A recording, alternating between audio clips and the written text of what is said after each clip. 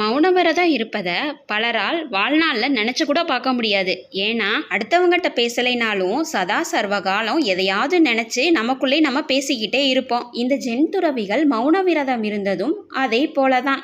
4 gen துறவிகளும் இந்த 7 நாட்கள் நம்ம மௌனவிரதம் இருக்கணும், யாரும் பேசக்கூடாது அப்படின்னு முடிவு பண்ணிக்கிறாங்க. இரவு நேரம் வந்துச்சு, ஒரு மெழுகுவர்த்தியை பொருத்தி வச்சுட்டு தியானம் பண்ணலாம் அப்படின்னு சொல்லிட்டு 4 பேரும் உட்கார்ந்துருக்காங்க.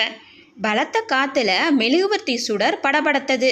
ஐயோ, மெழுகுவர்த்தி அணைய போகிறது என்றார் ஒருவர். அட, நம்ம யாரும் பேசக்கூடாது, மறந்துட்டியா அப்படின்னு சொன்னாரு இன்னொருத்தர். எதற்காகத்தான் நீங்களாம் பேசுறீங்களோ அப்படின்னு சொன்னாரு 3வது துறவி.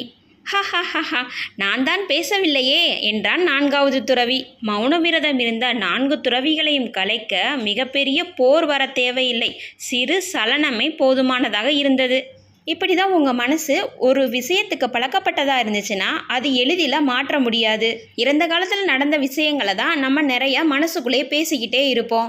வெளிப்படையான எதிரிகளை சமாளிச்சிடலாம், உள்ளுக்குள்ளேயே இருக்கும் உளவாளிகளை நீங்கள் எப்படி சமாளிப்பீங்க?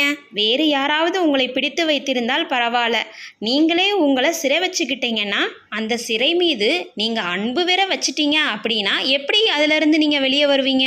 அதனால் பழசவே நினச்சி நீங்கள் வருத்தப்படாமல் நிகழ்காலத்தில் இருக்கிற சந்தோஷத்தை முழுமையாக அனுபவிங்க.